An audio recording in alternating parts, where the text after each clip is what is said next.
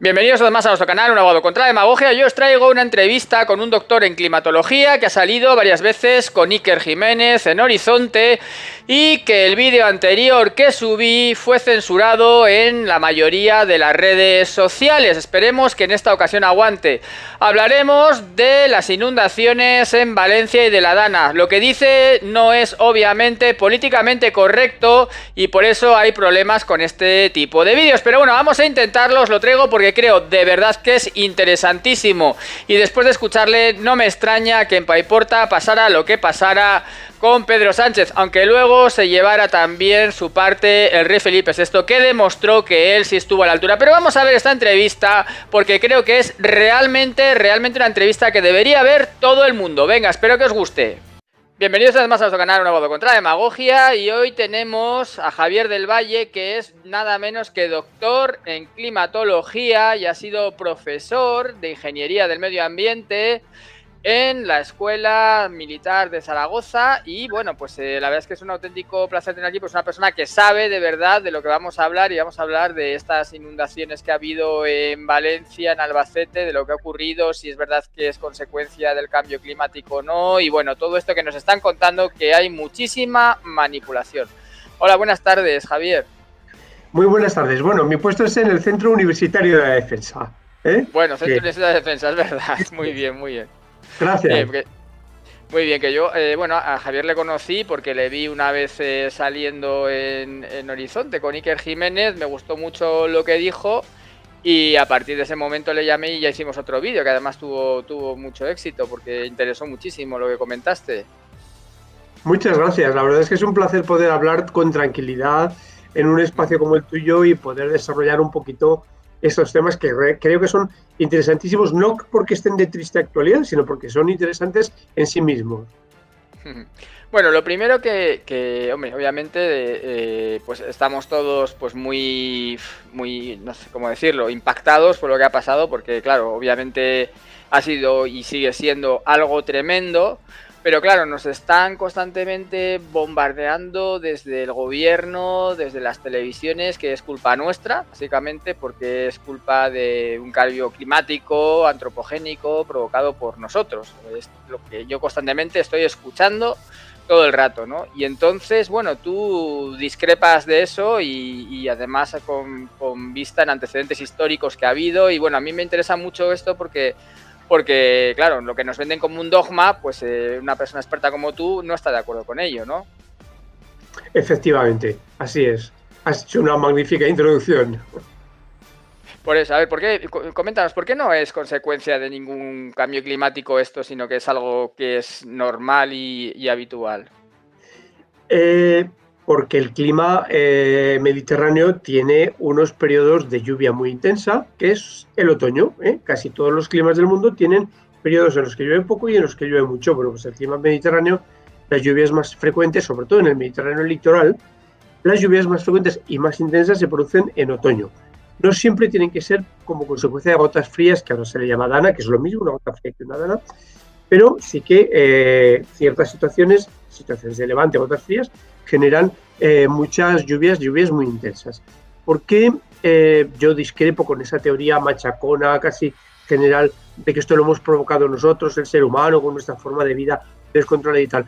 Pues porque esto ha habido a lo largo de toda la historia, ha habido episodios de inundaciones gravísimas en todo el Mediterráneo español y no solo en el Mediterráneo español, en el resto de los países mediterráneos. Hace poco, por ejemplo, ocurrió en Grecia, hace unos años en Libia, en Italia han sufrido también grandes inundaciones a lo largo de su historia, y porque esto forma parte del comportamiento del clima mediterráneo.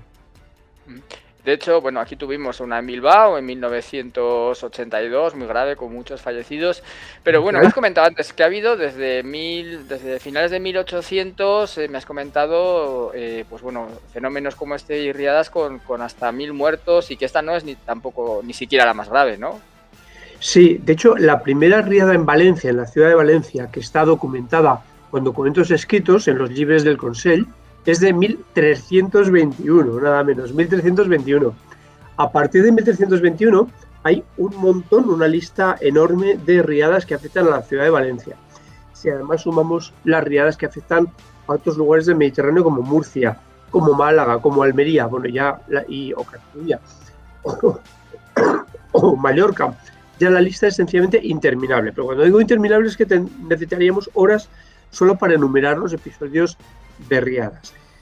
Por ejemplo, pues tú comentabas antes una del siglo XIX, la famosísima riada de Santa Teresa. Se llama así porque se produce el 15 de octubre de 1879, día de Santa Teresa.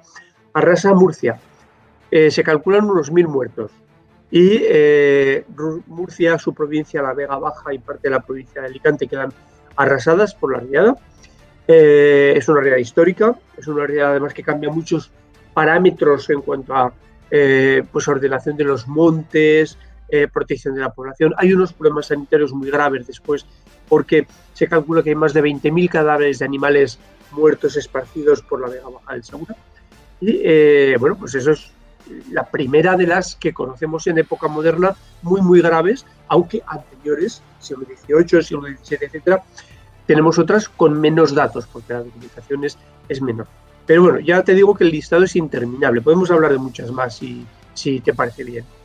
O sea, que la cuestión es que nos están vendiendo los medios y el gobierno o los gobiernos que esto es algo novedoso, que pasa ahora, que es algo, pues bueno, culpa nuestra por este cambio climático antropogénico, pero vamos, que es algo que ha ocurrido a lo largo de la historia y que para nada es consecuencia de lo que nos dicen, ¿no? En absoluto, para nada es novedoso, es cualquier cosa menos novedoso, es recurrente. Ni siquiera los datos de precipitación, que han sido abundantes, pero estamos hablando de datos en torno a 300-400 litros por metro cuadrado en 24 horas en algunas zonas de la provincia de Valencia, ni siquiera esos datos han sido datos de récord. Te voy a dar algunos datos de récord, porque yo creo que los oyentes los deben escuchar. Por ejemplo, en la riada de 1973, que afectó a las provincias de Murcia y Granada, se registraron 600 litros por metro cuadrado en la ciudad, en el pueblo de Zurgena, provincia de Almería. Pero es que de esos 600 litros por metro cuadrado, 400 litros por metro cuadrado cayeron en una hora. 400 litros en una hora es una cantidad absolutamente difícil de imaginar. Los testimonios de las personas, todavía hay personas mayores vivas que recuerdan esa riada de octubre del 73. Los testimonios de las personas son realmente impresionantes. Hablan de olas de barro de 3 y 4 metros que recorrían las calles del pueblo. Hay personas que dicen que todavía sienten pánico cuando llega el mes de octubre. Y fijaros que empezamos a ver un patrón, y es que siempre son en octubre o finales de septiembre o principios de noviembre. 600 litros por metro cuadrado es una barbaridad, pero 400 en una hora es impresionante. Pero es que no queda ahí la cosa, todavía hay datos más espectaculares.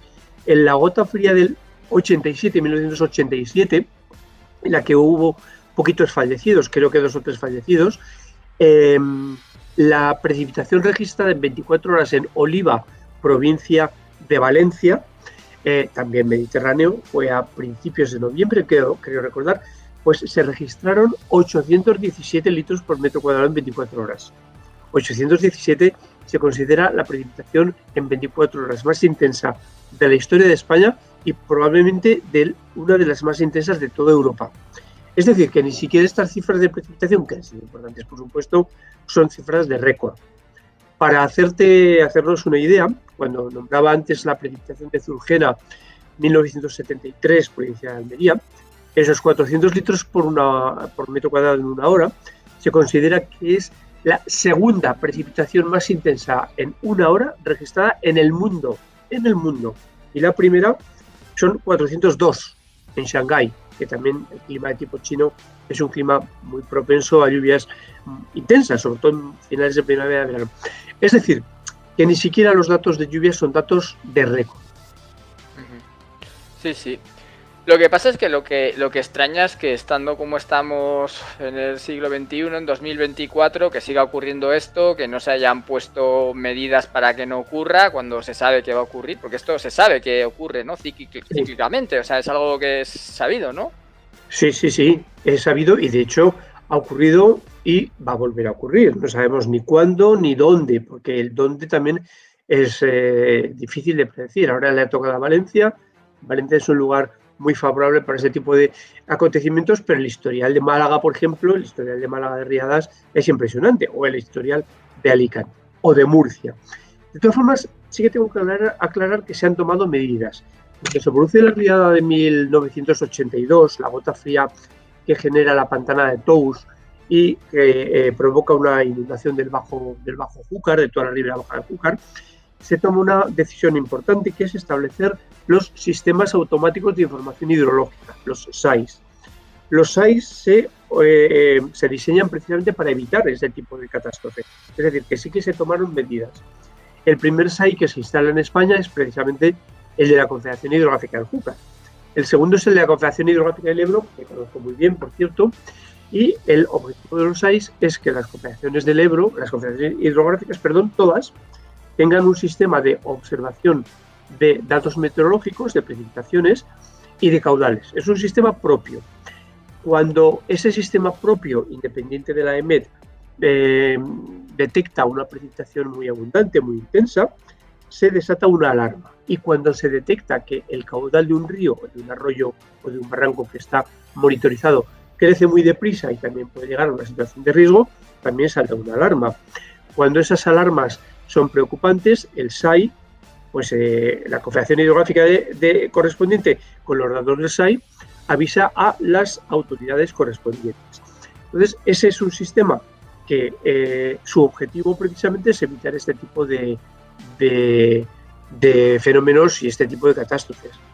Sí, yo por lo que he visto ha habido hasta 5 avisos el día 29 que emite unos emails automáticos que los tengo además, pues ya sabes, estoy preparando una querella tanto contra el gobierno valenciano como contra el Pedro Sánchez, el gobierno de España. Estoy recopilando mucha información y documentación. He visto esos 5 emails y es cierto lo que dices, pero no les han hecho ni caso. O sea, lo que me llama la atención es que se emiten esos emails, esas alertas, y realmente las autoridades no han hecho absolutamente nada y no han avisado a la población hasta las 8:15, cuando ya estaba la gente como quien dice, con el agua al cuello. Claro, por lo tanto, el sistema automático de información hidrológica ha funcionado. Lo que no ha funcionado es, quizá, yo no lo sé, ya ahí no me meto, pero la forma de comunicar una alarma a lo mejor no es lo más adecuado por correo electrónico. Lo dejo ahí un poco, cada uno que piense lo que quiera, pero lo que está claro es que no ha avisado o no ha funcionado la protección que tiene que haber de cara al ciudadano como consecuencia de esas alertas hidrológicas que han llegado a la Confederación Hidrográfica del Júcar. O sea, lo que está claro es que el sistema ese que se impuso sí funcionó, porque las alertas se han realizado, o sea, sí, es verdad que ha detectado, hubo 5 alertas. Lo que no ha funcionado luego es el hecho de que las autoridades hayan avisado a la población del riesgo que corrían, ¿no? Exactamente, porque los datos en el SAI han llegado. A ver, podemos discutir si los correos electrónicos está bien, si había que hacer una llamada, si había que avisar antes, eso se puede discutir, pero lo que sí que está claro es que esos datos llegaron al SAI de la Confederación del Júcar y supongo, ya no lo sé, pero supongo que la Confederación del Júcar establecería el protocolo, pero claro, esa situación de alerta no ha llegado a la población. Es que de hecho hasta las 8:15 no llegó a las personas pues el hecho de que había una alerta, pero claro, ya era tardísimo, o sea, cuando se hizo era absolutamente tarde, ¿no? Sí. También había una sensación de falsa seguridad porque había una alerta de la EMET y en las zonas más afectadas por la inundación no llovió, o llovió muy poco, prácticamente nada. Entonces, claro, muchas personas dijeron, bueno, otra alerta de la EMET, que estamos en la alerta naranja o roja y que no ha llovido nada, prácticamente no ha caído nada. Entonces, yo creo que muchas personas tuvieron una sensación de falsa seguridad, porque no llovió en la zona afectada, pero llovió en la cuenca alta del barranco. Entonces, claro, al llover en la cuenca alta del barranco, con tanta intensidad, el barranco no daba de sí, porque según he podido leer, el barranco estaba dimensionado, estaba encauzado, estaba dimensionado para llevar como mucho unos 1.200 metros cúbicos por segundo en la zona de Paiporta, pero la riada alcanzó los 2.200 metros cúbicos por segundo, es decir, muy por encima del dimensionamiento del cauce. Yo también, entre las concausas de lo que ha ocurrido, que yo he leído y estoy barajando, y están dos. Una es el hecho de que se hayan abierto las compuertas de algunos pantanos y, según a mí lo que me han dicho, tendría que haberse activado un protocolo de seguridad por el cual también hubiera habido unos avisos para que hubiera Protección Civil tomado las medidas ante esa apertura por fin de la riada. Y por otro lado está el tema de que estaban sucios los cauces porque no permiten limpiar por la legislación ecologista, lo cual ha provocado taponamientos que luego han llevado a que las riadas salieran de golpe con esa lengua fuerte de agua o esa ola, como lo llamemos. ¿Cómo ves tú estas dos concausas o qué nos puedes explicar de ellas? Sí, cuando se produce un fenómeno de este tipo, yo creo que hay múltiples causas, múltiples razones que se concatenan y se mezclan de una manera con resultados negativos. La maniobra del embalse es habitual cuando los SAIs detectan una lluvia intensa y un riesgo de una avenida hidrológica, de una avenida por algún río. Si ese río tiene un embalse, si ese río está regulado con embalses, lo normal es abrir compuertas y soltar agua antes de que llegue la riada para dejar sitio, por dejarlo así, por decirlo así, por hacer hueco. Es decir, es el concepto de laminar una avenida. Si nosotros tenemos un embalse al 100% y viene una avenida, no se puede guardar agua. Por lo tanto, si entran 1000 metros cúbicos por segundo y el embalse está lleno, salen 1000 metros cúbicos por segundo. Ya está. Entonces, la maniobra de vaciar antes de que llegue la avenida es correcta. Ahora bien, hay que hacerlo avisando y soltando una cantidad de caudal que no provoque daños, porque entonces si sueltas demasiado caudal, lo que puedes hacer es provocar una riada artificial. Entonces, lógicamente, eso tampoco hay que hacerlo.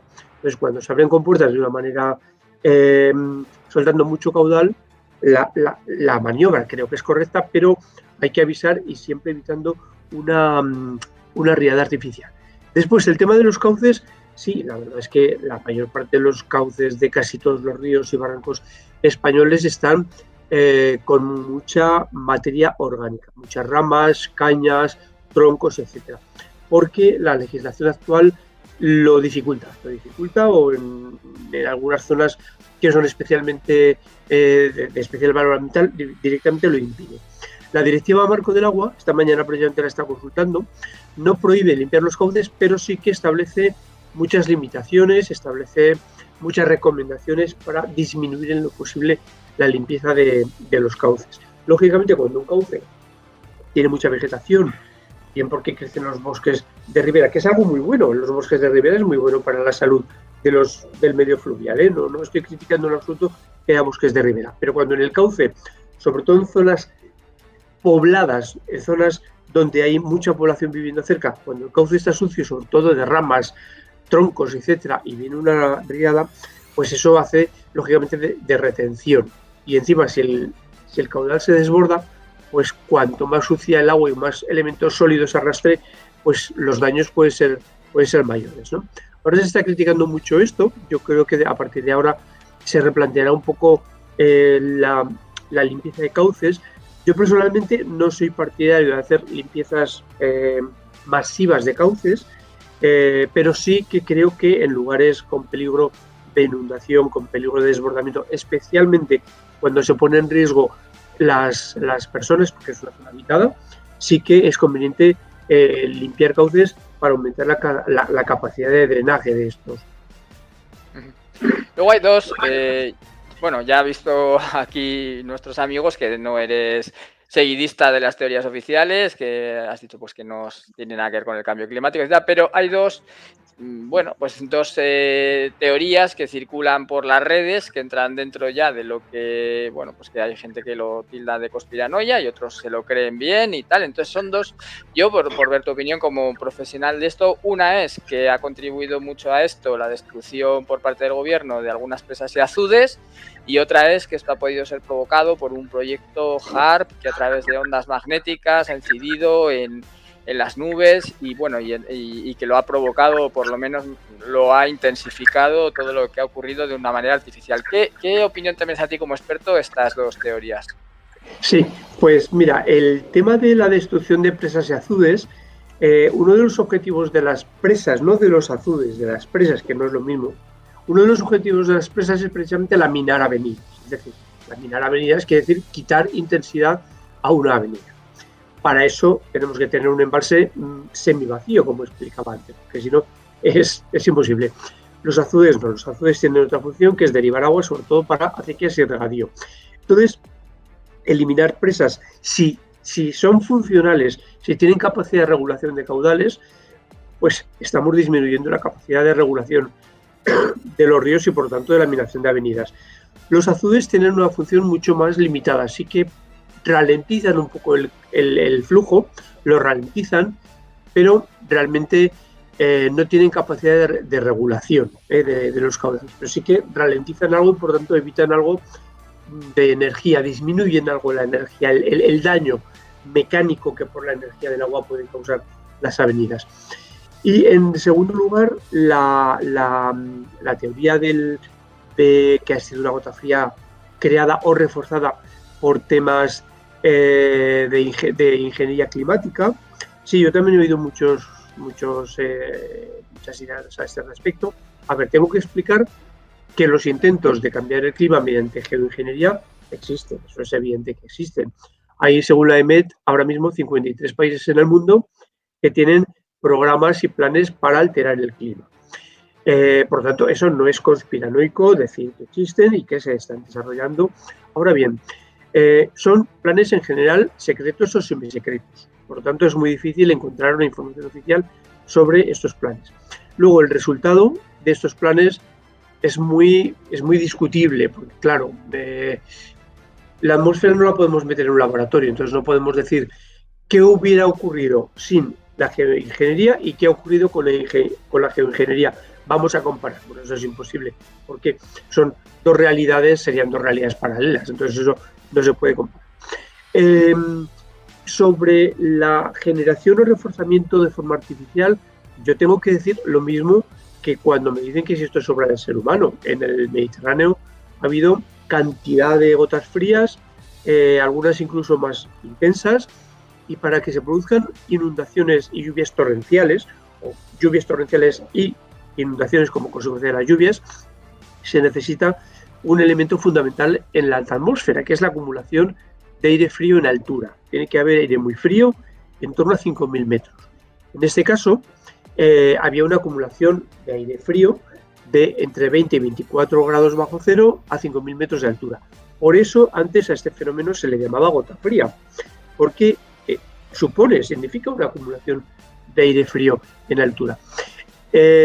Para conseguir esa acumulación de aire frío en altura, a mí no se me ocurre cómo el ser humano puede hacerlo, puede ayudarlo. La verdad es que no se me ocurre, porque son cuestiones que dependen de la alta atmósfera, pues son cuestiones que dependen de la circulación general atmosférica, de una corriente que se denomina corriente en chorro y jet stream, que es la que determina que se acumule aire frío o aire cálido en unas u otras zonas de las latitudes templadas. Entonces, yo desconozco que haya una tecnología para conseguir que el jet stream circule de una determinada manera, que acumule aire frío para poder reforzar o crear una gota fría de forma artificial. Sí que es cierto que el proyecto HARP está intentando alterar el clima, pero, insisto, son proyectos secretos o semisecretos. Entonces, yo realmente no puedo decir, la geoingeniería no tiene nada que ver, porque no lo puedo asegurar, pero tampoco puedo decir, esto ha ocurrido gracias a la geoingeniería, porque tampoco lo puedo asegurar. O sea, es decir, podría ser y podría no ser. Es decir, o sea, estas precipitaciones pueden ocurrir espontáneamente porque ha ocurrido anteriormente en la historia, pero también podría ser que se hubiera podido, pues bueno, intensificar también artificialmente, también por poder podría ser, pero no lo podemos afirmar. Efectivamente, la historia nos dice que esto ha sido un fenómeno recurrente en el Mediterráneo a lo largo de en el litoral mediterráneo español y de otros países a lo largo de muchísimos siglos, estoy hablando de siglos, pero no sabemos si ahora mismo hay tecnología para, en el momento en el que haya una gota fría natural, de origen natural, se puedan reforzar las precipitaciones y generar unas precipitaciones todavía más intensas que las que habría sin esa supuesta geoingeniería. ¿Me explico? Ese es un poco el mensaje que quiero transmitir. Muy bien, muy bien. Bueno, yo de todas maneras, sobre todo me quedo, porque a mí es lo que ahora mismo, pues bueno, más me interesa, ¿no? Que nos están vendiendo constantemente, bueno, pues esta vamos a llamarlo ya, casi este dogma, ¿no?, del cambio climático antropogénico, que es nuestra culpa y que esto ha pasado por el cambio climático, y lo repiten y lo repiten y lo repiten hasta que cale, para introducirnos medidas que, bueno, pues que los gobiernos han decidido que tienen que imponernos a todos los ciudadanos, ¿no? Y la realidad es que tú, como persona experta en esto, pues nos dices que esto ha pasado toda la vida y que en absoluto es consecuencia de eso, y no es por eso que seamos negacionistas, sino que estamos basándonos en la ciencia porque tú eres un científico.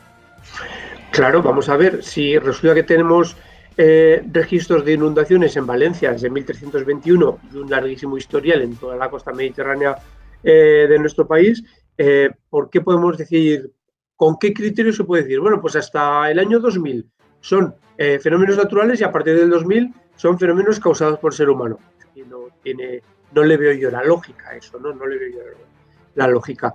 Son fenómenos naturales que quizá el periodo de calor que estamos pasando ahora, porque sí que es cierto que la temperatura media del globo ha subido aproximadamente 1 grado en el último siglo. No estoy diciendo ni mucho menos que sea por razones humanas, ¿eh? Yo creo que el ser humano ahí ha podido tener un pequeño porcentaje de ayuda a esa subida, pero no creo que sea ni mucho menos del 100%. Entonces, estamos viviendo un periodo de un cierto calentamiento. Sí que con un periodo de cierto calentamiento el mar puede estar un poquito más caliente, el mar Mediterráneo un poquito más caliente que si no existiera ese calentamiento.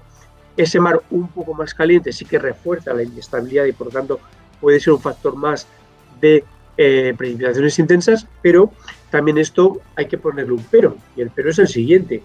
En el verano del 2002 tuvimos un verano muy largo y muy caluroso, ya los apóstoles del cambio climático originado por el ser humano decían: este otoño va a haber unas lluvias terribles, vamos a tener unas gotas frías destructivas porque el mar Mediterráneo está muy caliente. Efectivamente estaba muy caliente. Bueno, pues el otoño del 2022 fue un otoño muy seco, todo el Mediterráneo, prácticamente no llovió. En el 2023 lo mismo, volvemos a tener un verano caluroso, menos que en el 2022, y también volvemos a escuchar lo mismo, vamos a tener lluvias intensísimas, inundaciones, bueno, la que viene cuando llegue el otoño y lleguen las gotas frías de otoño. Bueno, pues lo mismo, en el otoño del 2023 no llueve en el Mediterráneo español, y de hecho es uno de los otoños más secos de la historia, con totales de precipitación en Castellón, en Valencia, en Alicante, en Murcia, mínimos. Llega el 2024, el verano es más corto, no es tan caluroso, todos hemos tenido un verano pues muchísimo más llevadero. Llega el otoño, el Mediterráneo está caliente como siempre, pero no está excesivamente caliente, y llega la gota fría. Es decir, que tampoco hay una correlación directa con la temperatura elevada del mar Mediterráneo, porque para que se produzca las tormentas, las lluvias torrenciales, insisto, tiene que haber acumulación de aire frío en altura. Si no hay acumulación de aire frío en altura, ya puede estar el Mediterráneo a la temperatura que queráis, ya puede estar a 40 grados el mar, que no va a llover. Pues muy interesante todo, Javier. No sé si alguna cosa más quieres añadir a todo esto, que llevamos ya media hora, que se me ha pasado muy rápido, pero bueno, yo creo que básicamente hemos tocado los temas principales. ¿Alguna cosita más? Pues que también la geología nos da algunas lecciones, y voy a comentar una cosa y con esto termino. Si vemos los mapas de la Albufera de Valencia desde la época medieval, que ya hay cartografía, luego la época moderna, el siglo XVIII hasta ahora, la Albufera se ha ido haciendo cada vez más pequeña. ¿Qué quiere decir eso? Pues que el Barranco del Pollo, que es el que se ha desbordado y desemboca en la Albufera, lo que ha ido haciendo en todas estas riadas que ha tenido a lo largo de su historia es aportar material sólido, sedimentos a la Albufera, de forma que la Albufera se ha ido haciendo cada vez más pequeña, sobre todo por la aportación de este barranco, que es el más importante, creo, de los que desembocan en la Albufera. ¿Qué nos está diciendo la naturaleza? Pues que este barranco de vez en cuando lleva mucho material sólido, lleva mucha tierra, mucha arena, mucho sedimento, que es lo que va haciendo que la Albufera se vaya haciendo cada vez más pequeña, y por tanto a lo largo de la historia estos fenómenos se han producido. De hecho, hoy mismo pues, se ha recibido una información que decía que hablaba de una riada destructiva del Barranco del Pollo en 1775. Es decir, que esto de nuevo y de inédito no tiene nada. Ujú. Pues muy bien, Javier, pues muchísimas gracias. Pues gracias a ti por darme la oportunidad de hablar de estos temas. Esperemos poder aprender alguna lección de este episodio tan triste y no caer en nuevos errores. Y que las autoridades, a ver si esperemos que no haya una próxima, pero para una próxima, pues bueno, pues que tomen medidas, que sean más responsables, bueno, pues que eviten esto, porque claro, hemos visto, yo en mi opinión y lo que estoy viendo, pues unas negligencias absolutas y una falta de operatividad y de sentido común terrible. No obstante, insisto, habrá una próxima y habrá muchas próximas. Lo que pasa es que no sabemos si serán en Valencia, en Alicante, en Almería, en Málaga, y no sabemos cuándo serán. Por lo tanto, hay que aprender lecciones. Pues nada, un abrazo, Javier. Muchas gracias. Igualmente para ti, muy buenas.